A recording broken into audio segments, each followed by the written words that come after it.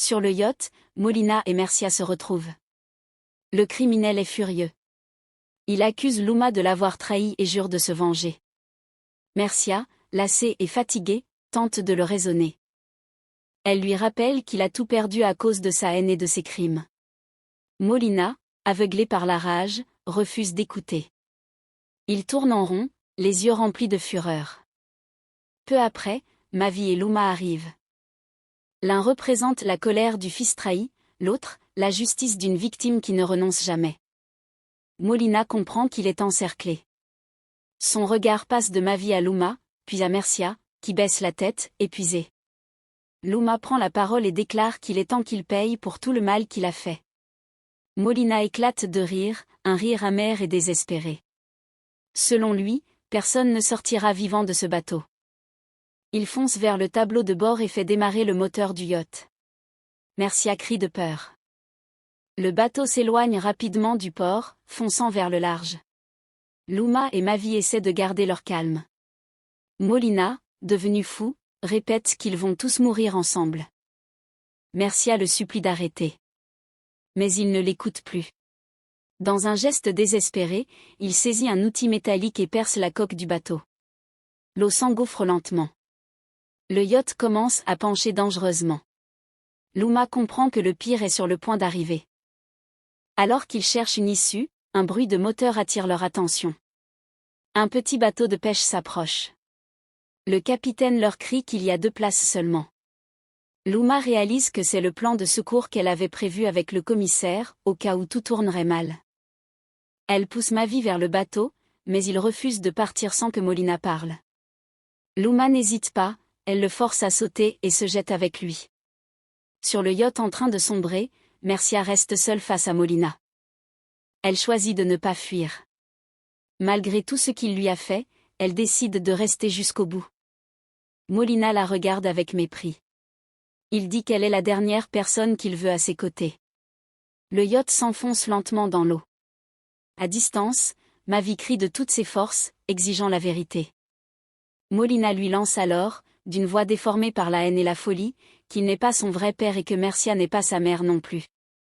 Il révèle que Mavi a été volé à la maternité lorsqu'il était bébé. Sous le choc, Mavi sent ses jambes se dérober.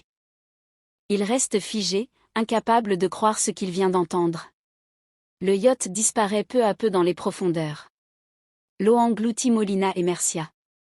Le silence retombe sur l'océan. Mavi, les yeux remplis de larmes, comprend que sa vie entière n'était qu'un mensonge. Luma pose une main sur son épaule pour le réconforter.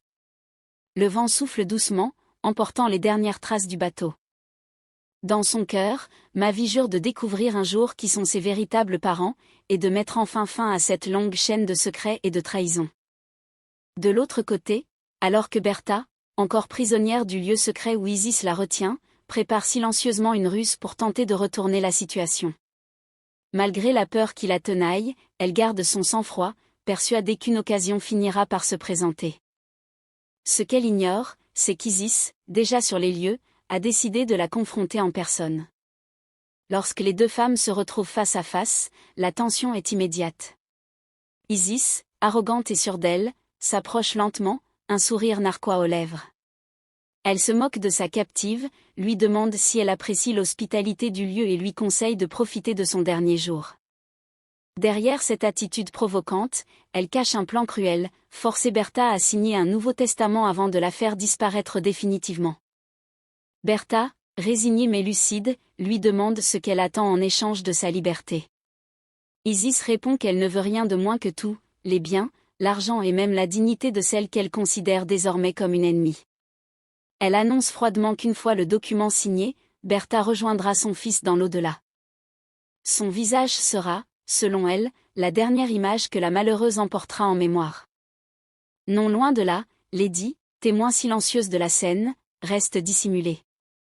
Craignant que la situation ne dégénère, elle profite d'un instant de distraction pour prendre discrètement une photo du lieu avec son téléphone. En secret, elle l'envoie à Shirley avec un message bref et urgent. Dès qu'il reçoit la photo, Shirley l'analyse attentivement. Quelque chose dans l'image lui semble familier. Après un moment d'observation, il comprend qu'il reconnaît l'endroit. Il se tourne vers Fatima, qui se trouve à ses côtés, et affirme qu'il sait désormais où Bertha est retenue. Sans perdre une minute, ils préviennent le commissaire et tous trois se précipitent pour la secourir. Pendant ce temps, Isis ordonne à ses complices de se préparer. Elle leur demande d'apporter un grand sac, laissant entendre qu'elle s'apprête à se débarrasser du corps de Bertha. Face à cette menace imminente, Lady, de plus en plus nerveuse, tente d'intervenir, suppliant Isis de renoncer. Mais la criminelle la rabroue violemment, lui rappelant que toutes deux ont choisi cette voie et qu'il est trop tard pour reculer. Lady, désespérée, regarde autour d'elle, espérant un miracle sans savoir que Shirley et la police sont déjà en route. Shirley explique au commissaire que chaque seconde compte. Fatima partage son inquiétude. Si l'information est arrivée trop tard, Bertha risque déjà d'avoir subi le pire. À mesure qu'ils approchent, Shirley aperçoit un homme qu'il croit reconnaître, un visage qu'il a déjà vu sur la photo envoyée par Lady. Il comprend alors que ce complice fait partie du groupe d'Isis. Le commissaire intervient aussitôt. Sans attendre, il se précipite sur les lieux. Shirley s'élance le premier et découvre Bertha vivante.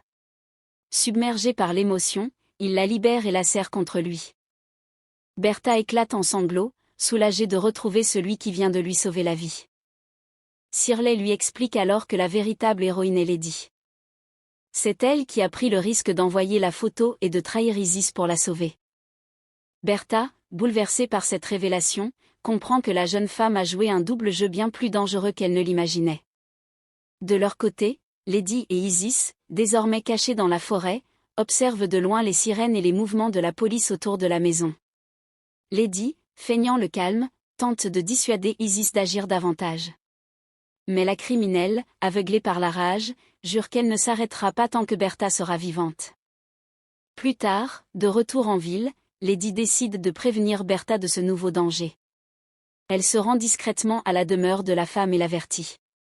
Isis prévoit de revenir cette nuit pour terminer ce qu'elle a commencé. Bertha, loin d'être terrifiée, y voit au contraire une opportunité. Elle décide de transformer cette menace en piège. Elle confie alors à Lady qu'elle compte piéger Isis et lui demande son aide. En échange, elle lui promet une généreuse récompense. Lady accepte sans hésiter. Bertha contacte ensuite ses alliés et leur demande de placer des policiers autour de la propriété, dissimulés dans la maison et le jardin. Elle ordonne aussi que les gardes habituels soient écartés pour ne pas éveiller les soupçons d'Isis.